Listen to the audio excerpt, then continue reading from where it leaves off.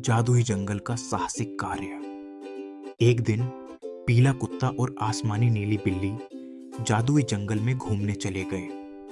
पेड़ हल्की झिलमिलाती रोशनियों से जगमगा रहे थे। वाह, ये जगह तो अद्भुत है, पीला कुत्ता ने चकित होकर कहा। उसकी आंखें आश्चर्य से फैली हुई थीं।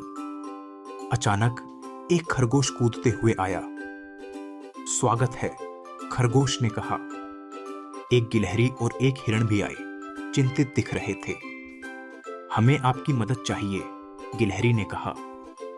हमारे जंगल की रोशनी कम हो रही है, हिरण ने समझाया। जादुई पेड़ अपना जादू खो रहा है। पीला कुत्ता और आसमानी नीली बिल्ली एक दूसरे को देखा। हम इसे ठीक करने में आपकी मदद करेंगे, उन्होंने साथ में कहा। जगमगाती रोशनियों ने दिखना शुरू कर दिया और उन्हें रास्ता दिखाने लगा। हमें फॉलो करो, खरगोश ने कहा। वे जादुई पेड़ तक पहुंचे। वह उदास और मध्यम दिख रहा था। हमें गायब ग्लो जेम्स ढूंढना होगा ताकि इसके प्रकाश को वापस लाया जा सके, गिलहरी ने कहा। पीला कुत्ता जमीन सूंघते हुए एक झाड़ी के नीचे पहला ग्लो जेम पाया। आसमानी नीली बिल्ली ने एक पेड़ पर चढ़कर एक घोंसले में दूसरा ग्लो जेम पाया। जंगल के प्राणियों ने चमकती नदी में आखिरी ग्लो जेम पाया। उन्होंने ग्लो जेम्स को जादुई पेड़ में रख दिया। धीरे धीरे वह फिर से उज्जवल रूप से चमकने लगा। हमने कर दिखाया, सबने खुशी खुशी चिल्लाया। जंगल फिर से उज्जवल और जादुई हो गया। हमारी मदद करने के लिए धन्यवाद, हिरण ने कहा। सूरज ढलने के समय जाने का वक्त हो गया। अलविदा दोस्तों, पीला कुत्ता और आसमानी नीली बिल्ली ने हाथ हिलाया। हम अपने जादुई जंगल के दोस्तों को कभी नहीं भूलेंगे, आसमानी नीली बिल्ली ने कहा और आरामदायक नींद के लिए घूमकर सो गई। रेनबो साहसिक, लापता पिल्ले। एक साफ और चमकीले दिन पीला कुत्ता और आसमानी नीली बिल्ली ने एक सूचना बोर्ड देखा जो गुमशुदा पिल्लों की तस्वीरों से ढका हुआ था। यह बहुत भयानक है, उन्होंने एक दूसरे को हैरानी से देखते हुए कहा। सुराग की खोज में पीला कुत्ता और आसमानी नीली बिल्ली ने आकाश में उड़ने वाले पक्षियों से बात की। पिल्ले एक बादल पर हैं, एक मददगार पक्षी ने चहकते हुए कहा। उन्होंने पक्षियों का धन्यवाद किया और आकाश में पिल्लों को बचाने के लिए दृढ़ संकल्पित हो गए। हमें उनकी मदद करनी होगी, आसमानी नीली बिल्ली ने कहा। उन्होंने एक नक्शा निकाला जिसमें इंद्रधनुष और विभिन्न स्थान थे।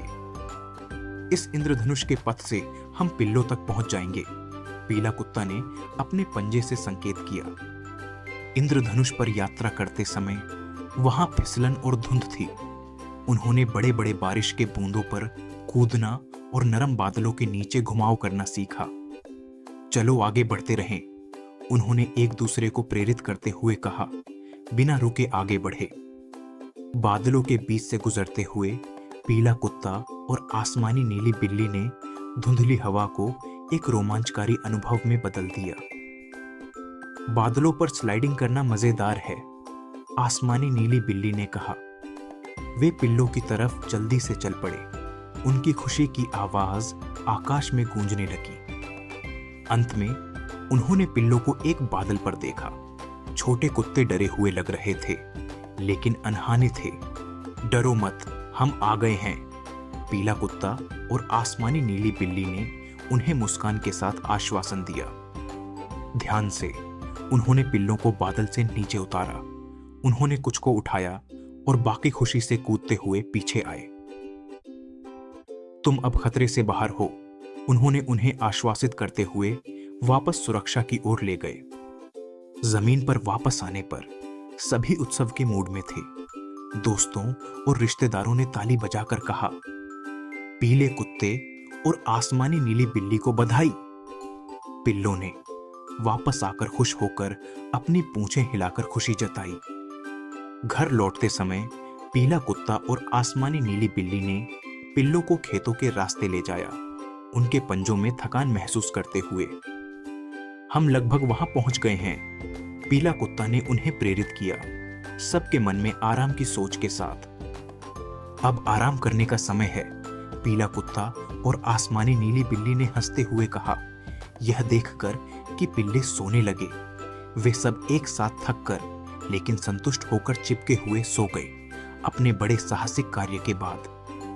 पिगला खुशी से हंस रहा था, अपनी पसंदीदा कीचड़ के पोखर में मजे से खेलते हुए। पर जल्द ही उसे एहसास हुआ कि उसकी प्यारी पिल्ली सुअर पिंगी गायब है। कहीं किसी ने पिंगी को तो नहीं उठा लिया? पिगला ने हैरान होकर सोचा। आवर्धक कांच हाथ में लिए पिगला ने आत्मविश्वास से कहा, हमें चोर को ढूंढना होगा। उसके दोस्त पोर्की और ग्रिसा सहमत हुए। हम पिंगी को ढूंढ निकालेंगे, उन्होंने एक साथ पुकारा। उन्होंने बिना देरी के तलाश शुरू की, ये जानने के लिए प्रतिबद्ध थे कि क्या हुआ। उन्होंने घास के ढेर के चारों ओर तलाशी की और चुपचाप पुराने खलिहान में घुस गए। औजारों का घर पूरी तरह से अव्यवस्थित था। तरह तरह के औजार, बागवानी का सामान और पुराने बर्तन हर जगह बिखरे हुए थे। क्या हमें तुम्हारा सॉफ्ट खिलौना मिल पाएगा? ग्रिसा ने चिंतित होकर पूछा। गोदाम में बक्सों के मीनारों और अलमारियों की कतारों में चढ़ने का मजेदार मौका मिला। उन्होंने सीढ़ियों, बक्सों और अलमारियों को चढ़ाई की। फिर भी चढ़ाई के मजे के बावजूद पिगला के सॉफ्ट खिलौने का कोई निशान नहीं मिला। रसोई में उन्होंने मेज के नीचे, आटे के बड़े थैलों के पीछे और हर भंडारण स्थान में देखा। खिलौना नहीं मिला। छोटे सुअर और भी चिंतित हो गए। लेकिन तब बड़े पुराने ओक के पेड़ के पास पिगला का चेहरा याददाश्त से रोशन हुआ। मुझे अब याद आया, उसने खुशी से कहा। उसने बारिश के दिन सूखा रखने के लिए पिंगी को जड़ों के बीच छिपाया था। पिगला ने प्यार से पिंगी को छिपने की जगह से उठाया और उसे गले लगा लिया। हमने इसे समझ लिया, उसने उत्साहित होकर कहा। अन्य छोटे सुअर खुशी से चारों ओर नाचे। पता चला कि पिगला ने बस भूल गया था कि उसने पिंगी को कहां रखा था। क्या मनभावन और सुखद दिन रहा। पिगला हंसते हुए बोला। पिंगी के अपनी तरफ वापस आ जाने के बाद पिगला खेलता रहा जब तक रात का आकाश तारों से सज नहीं गया। जैसे जैसे अंधेरा खेतों पर छा गया, छोटे सुअर खुली हवा में गहरी नींद सो गए। पिगला एक गहरी और आरामदायक नींद में सो गया, अपने प्रिय सॉफ्ट पिगलेट पिंगी के सपने देखते हुए। 3 छोटे पिगलेट्स और उनकी रेल यात्रा। 3 छोटे पिगलेट्स, पोर्की, पिगला और ग्रीसा, गांव के रास्ते पर चलते हुए एक रेलवे स्टेशन पर पहुंचते हैं। पोर्की कहता है, देखो, एक रेलवे स्टेशन, चलो और ट्रेनें देखते हैं। ग्रीसा जवाब देती है, मैं हमेशा से ट्रेन चलाना सीखना चाहती थी, क्या हमें इसे आजमाना चाहिए? पिगला सहमत है, चलो करते हैं। हमें पूरे दिन के लिए ट्रेन ड्राइवर बनने का नाटक करना है। पिगलेट्स ट्रेन के कंट्रोल रूम में जाकर बैठ जाते हैं। वे अपनी कंडक्टर की वर्दी पहनते हैं और कंट्रोल्स को पकड़ लेते हैं। पोर्की कहता है, चलो रवाना होते हैं, कृपया ट्रेन में सवार हो जाए। ग्रीसा कहती है, मैं घंटी बजाने वाली हूँ, सुनो इसकी आवाज। पिगला कहता है, और मैं सीटी बजाऊंगा, सुनो इसे जाते हुए। जैसे ही ट्रेन चलना शुरू करती है, ये खेतों के बीच से गुजरती है और जिज्ञासु जानवर चारों ओर से देख रहे होते हैं। पोर्की कहता है, हम सच में ट्रेन चला रहे हैं। ग्रीसा बताती है, वहां देखो, गायें हैं।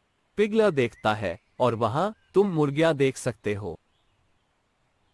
जब ट्रेन एक स्टेशन पर रुकती है, बच्चों का एक समूह उसमें सवार होने के लिए इंतजार कर रहा होता है।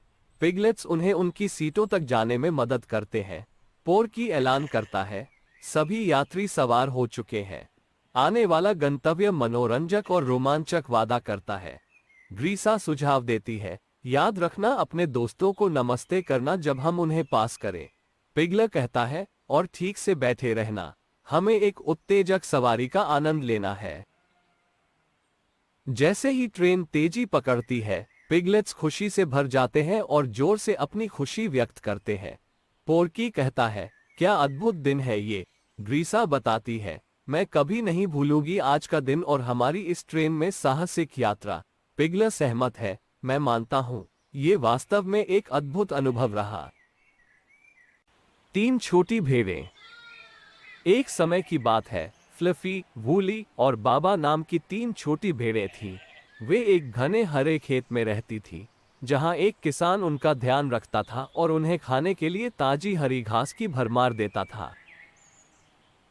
एक साफ और उजले दिन में फ्लफी, वूली और बाबा ने खोज की यात्रा पर जाने का फैसला किया। उन्होंने बाड़ पर चढ़ाई की और अपने खेत के बाहर की विशाल दुनिया में घुसने लगे।